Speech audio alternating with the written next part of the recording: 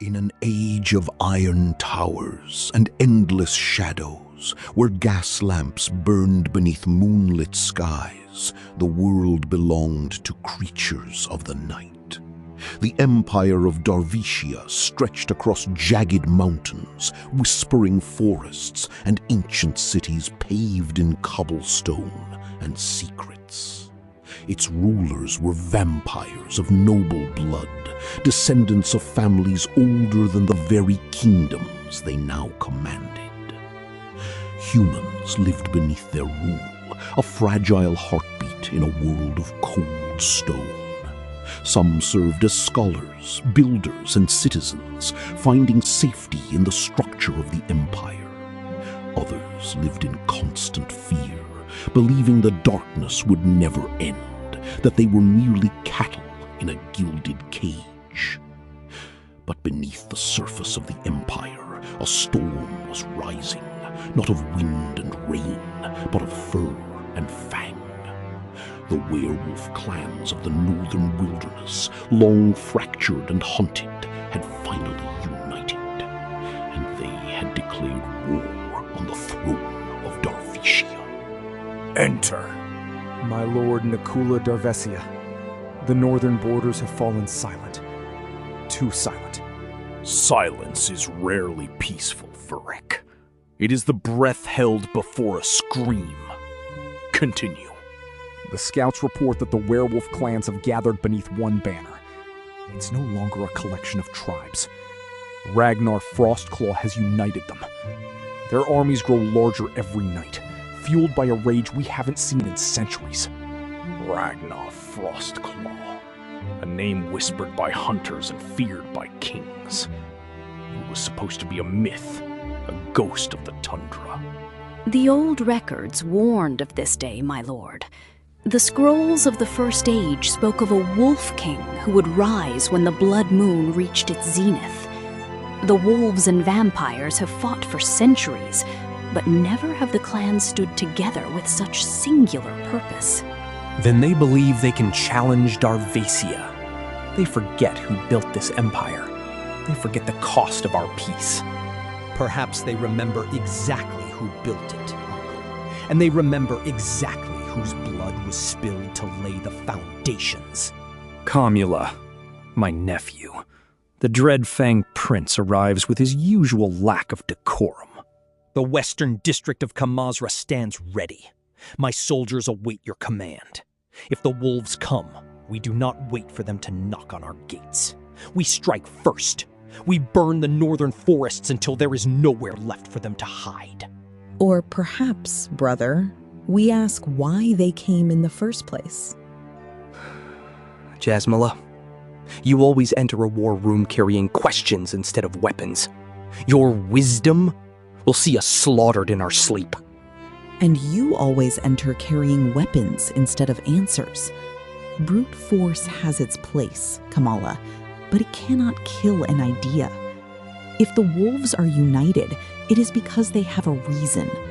We should know that reason before we commit our people to a massacre. Enough! You are both Darvecia. You represent this family, the blood that binds these districts. Commula, your strength protects the empire from the outside.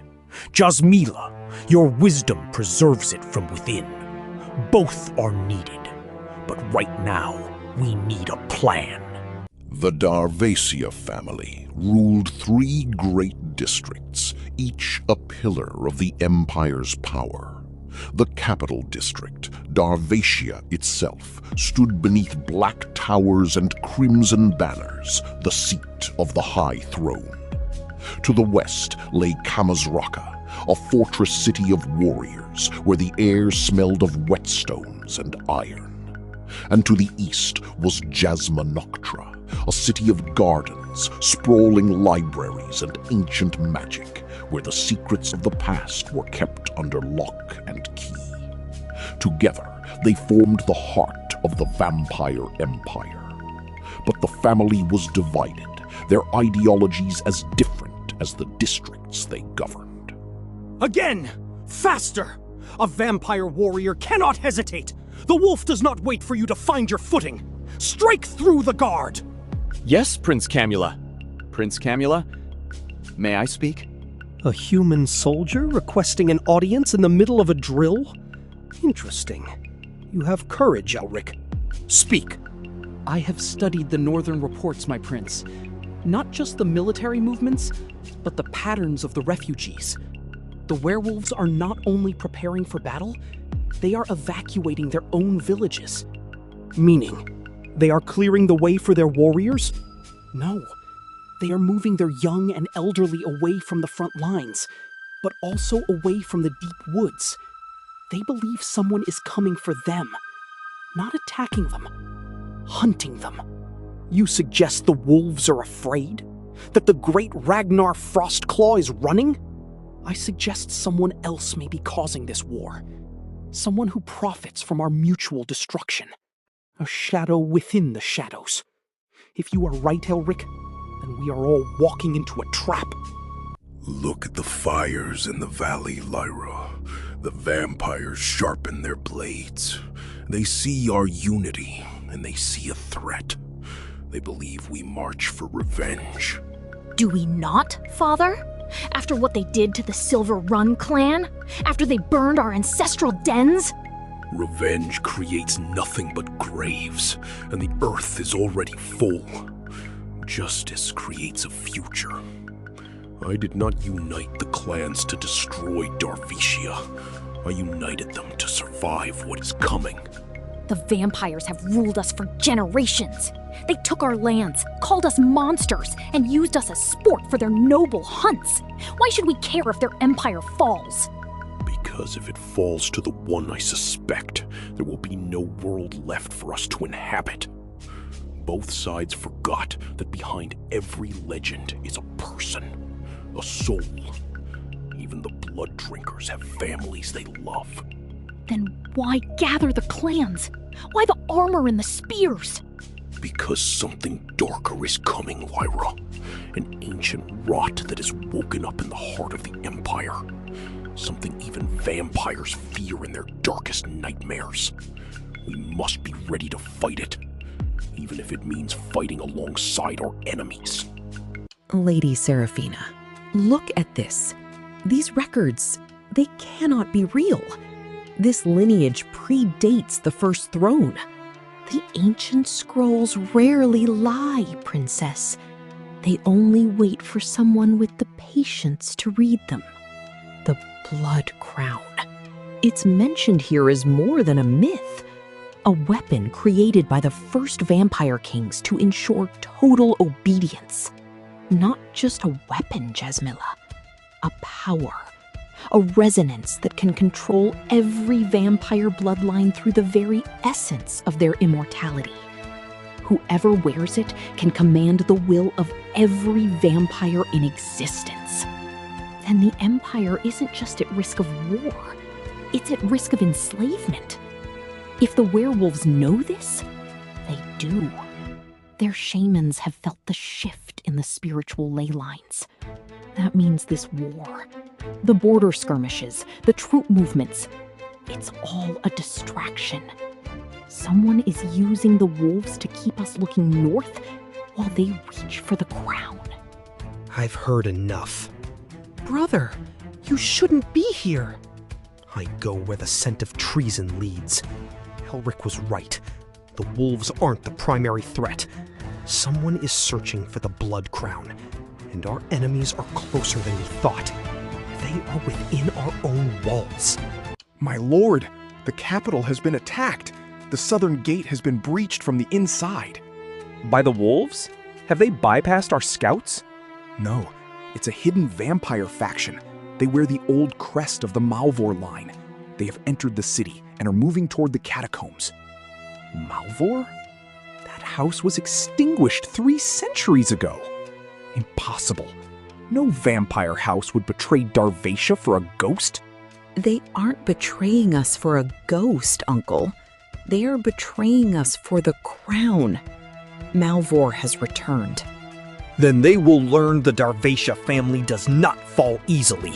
Varric, rally the guard. We don't defend the walls anymore.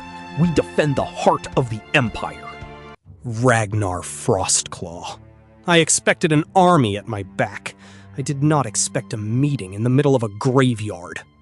And I expected a monster who only knew how to snarl, not a prince willing to listen to a human captain's warnings. Choose your words carefully, Wolf. My sword is still thirsty. Why? Because words hurt? The truth has sharp teeth, Prince Camilla. It bites deeper than any blade. Enough! Both of you! Both of our peoples are being manipulated. Malvor wants vampires and werewolves destroying each other so he can walk over our corpses to the throne. Why should we trust you? You've spent centuries treating us like vermin. You should not trust us. Trust must be earned in the blood of common enemies. But if we continue fighting each other, whoever controls the Blood Crown wins. And Malvor will not stop at the vampire borders. He will hunt your clans to extinction. Your princess speaks wisely, Prince. She has the eyes of a seer. Do not become comfortable agreeing with my sister, Ragnar. It's a dangerous habit. You two always argue like this, even when the world is ending? Since childhood, he was always convinced he could punch his way through any problem. And she was always convinced she was right. Because I usually was. Now, shall we save the Empire, or shall we continue this delightful stroll down memory lane? Beneath the capital, beneath forgotten catacombs and ruined halls, where the air was thick with the scent of ancient dust and ozone, the Darvecia family and the werewolf clans discovered the secret enemy. A vampire lord who had hidden for centuries, feeding on spite and shadows. Malvor. At last, the heirs of Darvecia and the wolves together. How touching. A family reunion in the dark. Malvor, you were dead. I saw your castle burn. Death is a perspective, Nikula. I have spent 300 years waiting for this moment. The Blood Crown is mine, and with it, I will rewrite the history of this world. The crown wasn't meant for one person, Malvor. It was a seal. A seal I have broken! Now kneel before your true king! The battle for the Empire was not won by one side, but by the unity of two. The strength of Camula, the wisdom of Jasmila, and the raw power of Ragnar Frostclaw combined to shatter the Malvor's hold. The Blood Crown was destroyed, its powers scattered back into the earth. The Coven Wars ended not with a conquest, but with a treaty.